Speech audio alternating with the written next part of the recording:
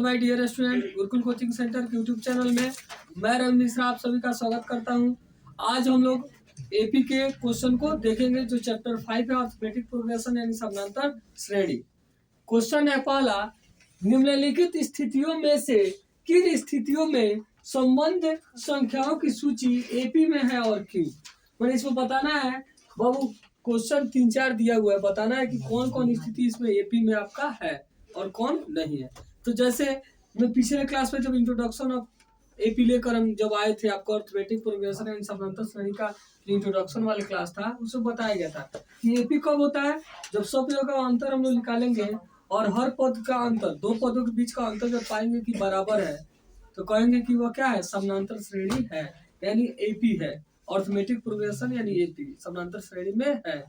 तो वो उसी तरह इस स्थिति को जांच करता है कि यह आपका एपी में है या नहीं।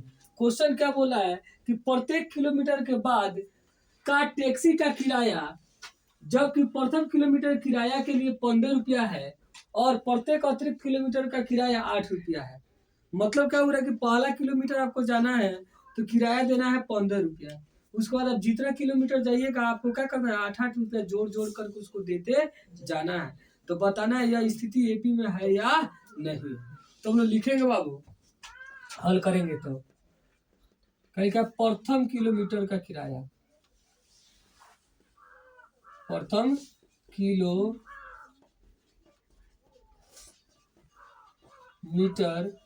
का किराया, इसको प्रथम किलोमीटर से A1 होगा, पहला पद होगा, कितना रुपया जी, 15 रुपया है। एवं प्रत्येक अतिरिक्त किलोमीटर किराया, प्रत्येक अतिरिक्त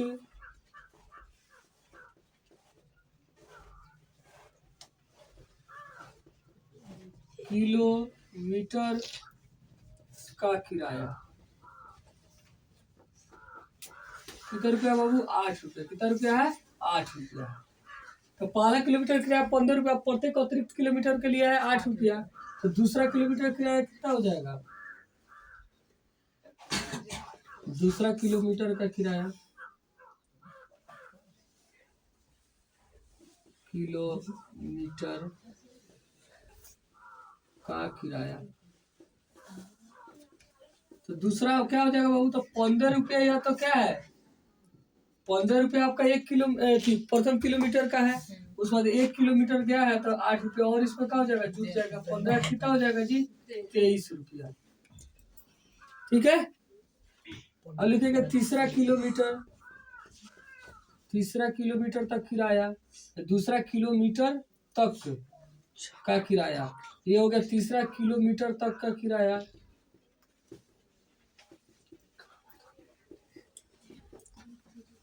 ये 3 हो गया बाबू। तो पहला किलोमीटर का 15 रुपया, और उसके बाद 2 किलोमीटर का है तो 1 किलोमीटर का अतिरिक्त का 8 रुपया देना है। तो 2 किलोमीटर क्या हो जाएगा, 2 गुने 8 रुपया, 2 गुने 8 रुपया, मतलब ये हो गया 15 रुपया प्रथम किलोमीटर का। उसके बाद जितना किलोमीटर जाइएगा उतना रुपया का 8 रुपया जोड़ के देना है। तो 2 किलोमीटर और उसके अतिरिक्त गए हम, टोटल का 3 किलोमीटर, जिसमें 1 किलोमीटर किराया पहले दे दिया, तो बचा कितना किलोमीटर, 2 किलोमीटर। तो 2 किलोमीटर में कितना रुपया जोड़ के देना है, 8 रुपया। तो 8 दूनी ये 15 रुपया और 8 दूनी 16 रुपया। तो 15 रुपया और 16 रुपये मिले कितना हो गया बाबू, 31 रुपया। यानी अब कितना रुपया देना पड़ेगा, 31 रुपया। उसी तरह चौथा किलोमीटर तक का किराया अगर हम निकालते हैं, चौथा किलोमीटर तक का किराया कितना हो जाएगा, किलोमीटर तक का किराया क्या हो जाएगा बाबू, चौथा किलोमीटर तक का किराया कितना हो जाएगा, ये 4 चौथा टर्न। तो बाबू 15 रुपया तो ये भी देगा, और प्रथम किलोमीटर का होगा, बाकी कितना किलोमीटर लगा, 4 किलोमीटर में 1 किलोमीटर किराया दे दिया, तो कितना किलोमीटर बाकी लगा, 3, और 1 किलोमीटर का अतिरिक्त कितना देना है, 8 रुपया। 3 का 3 गुना 8 रुपया, तो 15 रुपया प्लस 8 का 24 रुपया।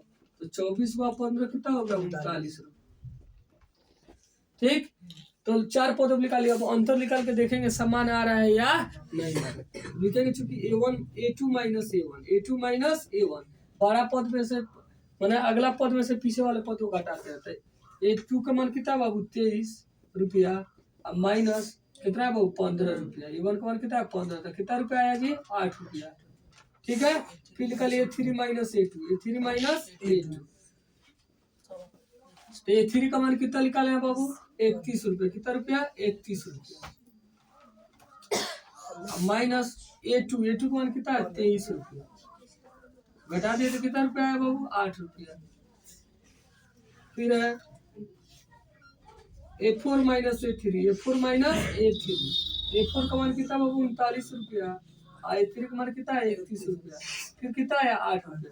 तो क्या देख रहे हैं? हर बार 8 रुपया आ रहा है ना, तो लिखेंगे चूंकि A2 माइनस A1 बराबर A3 माइनस A2 बराबर A4 माइनस A3 अब बराबर है 8 रुपया। ये हो गया D। ठीक है, सर्वांतर हो गया, सब जगह अंतर समान है तो D हो गया। लिख लेंगे इसलिए यह स्थिति एपी में है। यह स्थिति एपी में है। ऐसा ही बनाएंगे, अगर बराबर नहीं आएगा तो लिख देंगे यह स्थिति एपी में नहीं है। ठीक है, इस तरह हम लोग पहला क्वेश्चन देख लिए। चलो देखते हैं क्वेश्चन नंबर 2 को। क्वेश्चन नंबर 1 का तो क्या है बाबू कि किसी बेलन में उपस्थित हवा की मात्रा, किसी बेलनाकार कोई बर्तन है बाबू, बेलनाकार बर्तन में मान लीजिए जैसे बेलनाकार बर्तन है, ठीक है, इस बर्तन में क्या हुआ? हवा भरा हुआ है। क्या है बाबू? हवा भरा हुआ है। इसमें हवा भरा हुआ है। इसमें हवा क्या हुआ बाबू? हवा जो है भरा हुआ है। किसी बेलन में उपस्थित हवा की मात्रा जबकि वायु निकालने वाले पंप प्रत्येक बार में बेलन की शेष हवा के 1/4 भाग निकलता है। एक पंप के द्वारा इसमें से हवा निकाला जा रहा है। यहाँ पे पंप लगा दिया गया है और उस पंप के द्वारा बाबू क्या किया जा रहा है? इस पंप के द्वारा इसमें से क्या किया जा रहा है बाबू? हवा को निकाला जा रहा है। ठीक है, पंप के द्वारा हवा को निकाला जा रहा है और प्रत्येक बार में 1/4 शेष हवा का 1/4 भाग इसको से निकाला जा रहा है। मतलब जितना हवा है उस हवा में से 1/4 भाग एक बार में क्या कर दे रहा है? निकाल दे रहा है। ठीक है, तो बताना है कि यह स्थिति एपी में है या नहीं। हल कर रहे हैं बाबू, तो लिख लिया माना कि बेलन में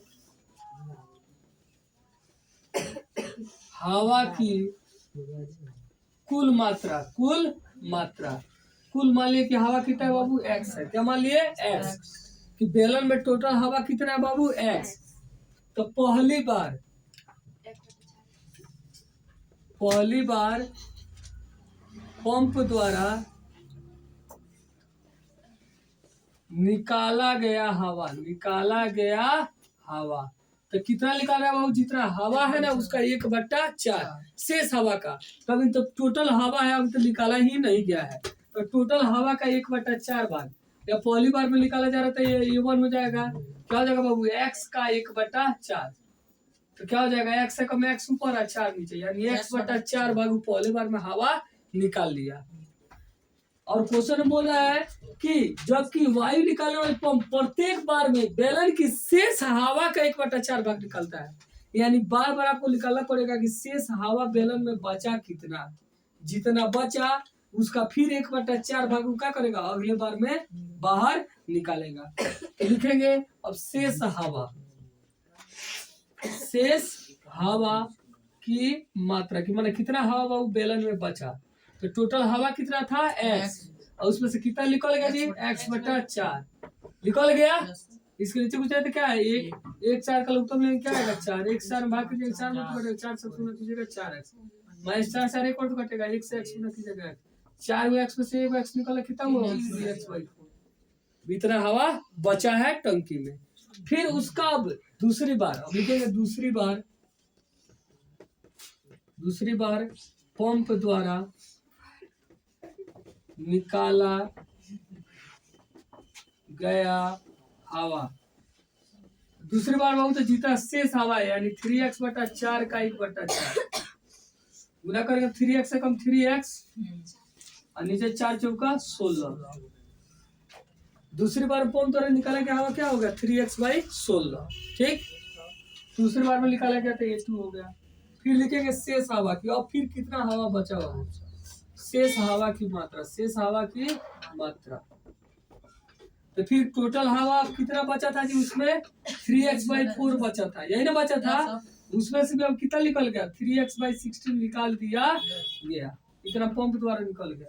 तो 16 और 4 का एलसीएम लेंगे, कितना आएगा 16, 4 से 16 डिवाइड करेंगे कितना हो जाएगा 4 से 16 करेंगे 4, 4 16 काटेंगे, 4 बार में कटेगा, और 4 से 3 गुना करेंगे 4 3 कितना हो जाएगा 12x, माइनस 16 16 एक बार तो कटेगा, 1 से 3 में गुना होगा तो 3 होगा तो 3x। अब 12x + 3x निकलेगा, कितना x बचा 9x/16, यानी अब टंकी में कितना हवा बचा जी 9x/16। देखिए पहली बार में हवा x था, तो पहली बार में हवा कितना निकला था, x का 1/4 निकल गया। तो जब हम अब निकाल दिए कि x/4 जब निकल गया तो हवा कितना बचा, तो शेष हवा निकाले, तो टोटल हवा में से जितना निकला उतना क्या किए घटा दिए, तो ये निकल गया कि कितना हवा अब उस पे टंकी में बचा है।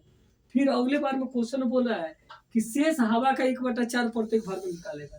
तो दूसरी बार में कितना निकाला था, हवा कितना बचा था बाबू 3x/4 बचा था, उसका 1/4 निकाल दिया। तो का मैंने गुना होता है 3x/4 चौका 16, यानी दूसरी बार में क्या किया इतना हवा निकाला।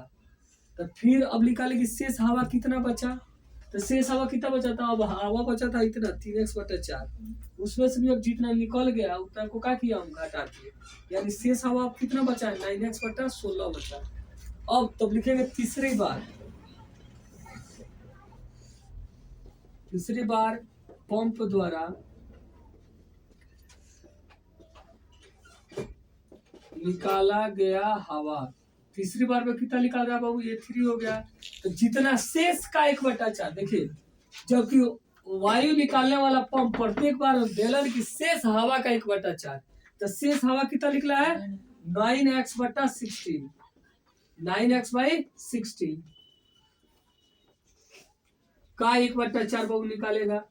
तो 9x से 1 गुना होगा तो 9x, और 16 से 4 गुना करके क्या हो जाएगा 64। ठीक, अब अंतर हम निकाल लेंगे, चूंकि निकालेंगे a2 - a1, a2 - a1, तो a2 निकालिए, a2 का मान कितना है 3x/16, 3x/16, और माइनस a1 का मान पहली बार में निकाला गया हवा कितना बाबू x/4 है ना, इसको निकालिए। तो 4 और 16 का उत्तर निकाले कितना आ जाएगा 16, 16 16 को तो कटेगा, 1 से 3x गुना करेंगे 3x, माइनस 4 से 16 4 में तो कटेगा, 4 से गुना करेंगे 4x, अब 4x minus minus 4x + 3x चल गया x/16। ठीक, अच्छा दूसरा निकालें a3 - a2, a3 का मान कितना आ गया बाबू 9x/64, 9x/64, और a2 का मान कितना बाबू तो 3x/16। फिर दोनों का एलसीएम लेंगे तो क्या आएगा 64 आएगा, 64 से 64 एक बार तो कटेगा, 1 से 9x गुना करेंगे 9x, माइनस अब यहाँ पे देखिए बाबू जैसे 64 से 64 में भाग किए तो एक मर्द पे कटा, और 1 से 9x में गुना किए तो क्या हो गया 9x हो गया, माइनस है तो माइनस हो गया।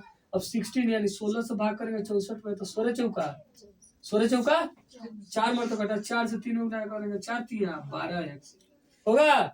अब चिन्ह हटा दे तो 12 9 में बड़ा कौन है 12, उसको माइनस, तो माइनस 12 में से 9 चल गया तो क्या हो जाएगा 3x बटा 16, तो -x/16 माइनस 3x/16, सॉरी 16 नहीं कितना होगा बाबू, सॉरी इसके नीचे 64 होगा तो क्या हो गया यार 64। तो यह आया बाबू -x/16 और यह आया -3x/64, तो दोनों अंतर समान है जी नहीं है, ए दूसरा है और ए दूसरा समान नहीं है, तो लिख देंगे चूंकि a2 - a1 बराबर नहीं है a3 - a2, इसलिए यह स्थिति एपी में नहीं, यह स्थिति एपी में नहीं।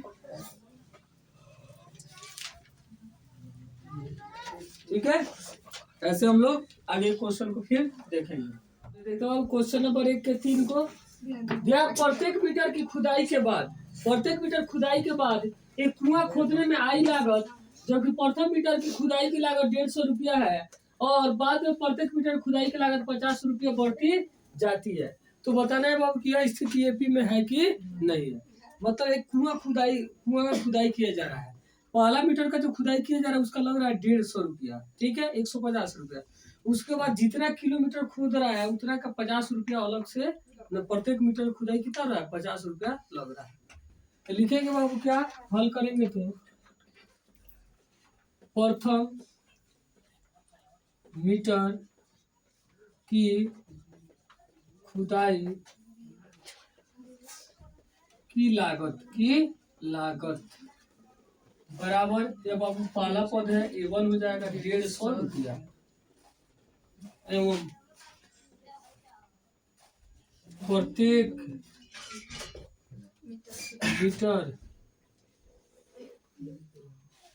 प्रत्येक मीटर खुदाई की लागत बराबर 50 रुपया। इसलिए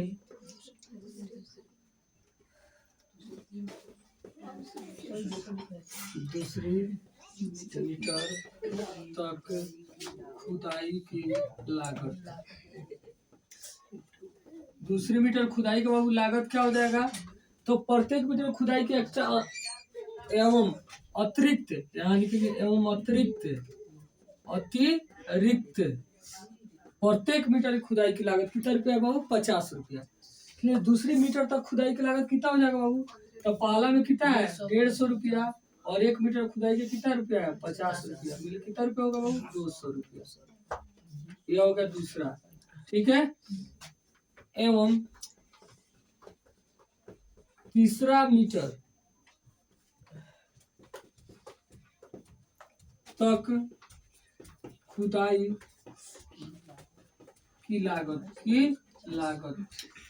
A3, तो बाबू 1 मीटर का 150 रुपया है पहला मीटर का, उसके बाद 1 मीटर का 50 रुपया, 2 मीटर और खुदा गया, टोटल 3 मीटर ना जी, तो दुगुने 50 रुपया। तो ये बाबू 150 रुपया और प्लस 100 रुपया मिले कितना रुपया होगा जी, 250 रुपया, नहीं है। फिर चाहे तो हम चौथा किलोमीटर का भी लिख सकते हैं, चाहे इतना से भी हो सकता है। फिर चौथा मीटर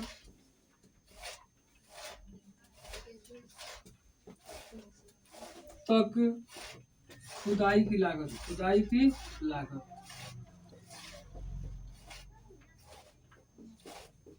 वो फिर प्रथम किलोमीटर किराया थी खुदाई 150 रुपया, उसके बाद जितना इसका लाभ था 4 किलोमीटर में 4 मीटर में 1 मीटर का 150 रुपया था, बाकी कितना मीटर लगा 3 मीटर, आप प्रत्येक मीटर का अतिरिक्त कितना लग रहा है 50, तो 3 गुना 50 रुपया, 150 रुपया और प्लस 150 रुपया मिले कितना हो गया जी 300 रुपया। कितना रुपया 300 रुपया, कितना रुपया हो गया 300 रुपया हो गया, लिखेंगे इसलिए अब निकालेंगे A2 माइनस A1 A2 का मान कितना है बाबू 200, कितना है 200 रुपया, माइनस A1 का मान है 150 रुपया, तो कितना बच गया जी 50 रुपया है। फिर निकालेंगे A3 माइनस A2, A3 का मान कितना रुपया है जी 250 और A2 का मान कितना है 200 रुपया, तो कितना रुपया बचा 50 रुपया। फिर A4 माइनस A3 तो कितना है जी 300 रुपया माइनस 250 रुपया, कितना रुपया बचा जी 50 रुपया। तो क्या लिखे हमारे पास कितना रुपया आया 50 रुपया, लिख देंगे चूंकि A2 माइनस A1 बराबर A3 माइनस A2 बराबर A4 माइनस A3 बराबर क्या बाबू बराबर 50 रुपया, और ये हमारा क्या हो गया डी, लिखेंगे इसलिए यह स्थिति एपी में है, यह स्थिति एपी में है। यह आपको चेक करके बताना था कि स्थिति एपी में है कि नहीं, तो हम लोग चेक कर दिए कि यह स्थिति एपी में है, ठीक है। तो अब देखते हैं क्वेश्चन नंबर 1 के 4 को। खाते में प्रत्येक वर्ष का मिश्र धन, खाते में प्रत्येक वर्ष का मिश्र धन जबकि 10,000 रुपये की राशि 8% वार्षिक की दर से चक्रवृद्धि ब्याज पर जमा की जाती है, तो बताना होगा कि खाते में प्रत्येक वर्ष का मिश्र धन कितना हो जाएगा और बताना है कि वह स्थिति एपी में होगा या नहीं होगा, ठीक है। तो सबसे पहले बाबू हल करेंगे तो लिख लेंगे मूलधन, मूलधन इसको हम लोग पी लिखते हैं बाबू, प्रिंसिपल यानी मूलधन होता है 10,000 रुपया है, 10,000 रुपया। अच्छा, और दर कितना है बाबू, दर है आपका यानी आर हो गया 8% वार्षिक, 8% वार्षिक, ठीक है। तो आपको प्रत्येक वर्ष के लिए ब्याज चक्रवृद्धि ब्याज पर दिया जाता है, तो प्रत्येक वर्ष का मिश्रधन निकालना है, खाते में प्रत्येक वर्ष का मिश्रधन लिखेंगे, इसलिए प्रथम वर्ष का मिश्रधन क्या लिखेंगे बाबू, प्रथम वर्ष का मिश्रधन। तो प्रथम वर्ष का मिश्रधन के लिए बाबू क्या हो जाएगा, प्रथम वर्ष का मिश्रधन ये एन का मान कितना हो जाएगा जी? प्रथम वर्ष के लिए एन का मान क्या हो जाएगा, 1 लिखेंगे। इसलिए प्रथम वर्ष का मिश्रधन, प्रथम वर्ष का मिश्रधन तो एन का मान हो जाएगा 1।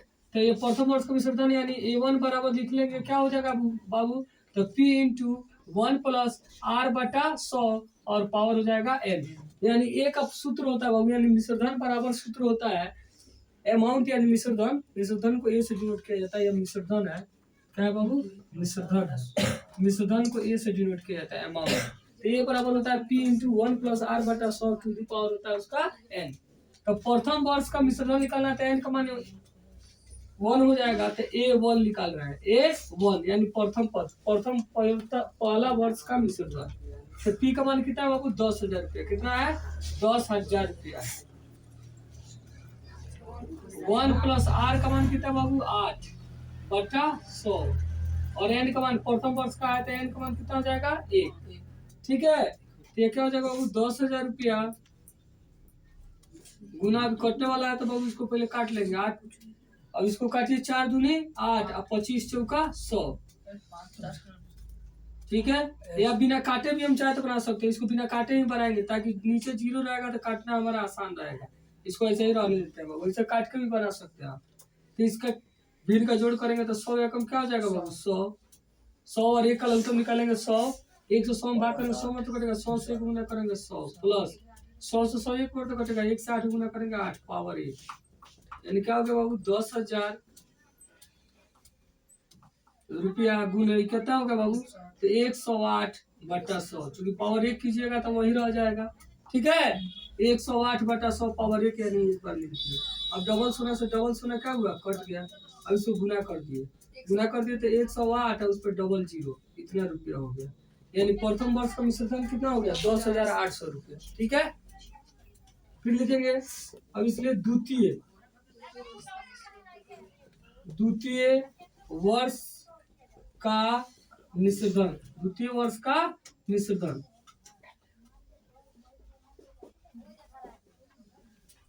यानी A2। तो A2 क्या हो जाएगा बाबू, तो द्वितीय वर्ष का मिश्रधन निकालेंगे तो इसलिए यानी का मान कितना हो जाएगा आपका, 2 हो जाएगा। या A2 निकालेंगे तो पहले A बराबर फॉर्मूला लिख लेंगे, A बराबर क्या हो जाएगा बाबू, P इंटू 1 प्लस R बटा 100 और पावर क्या हो गया N। अब यहाँ पे A2 निकाल रहे हैं दूसरा वर्ष का, P का मान तो उतना ही रहेगा बाबू 10,000 रुपया। कितना रुपया, 10,000 रुपया। 1 प्लस R बटा 100 तो R का मान कितना है बाबू, 8 बटा 100 और पावर N, N की जगह पे कितना हो जाएगा, दूसरा वर्ष को निकाल रहे हैं N का मान कितना हो जाएगा 2।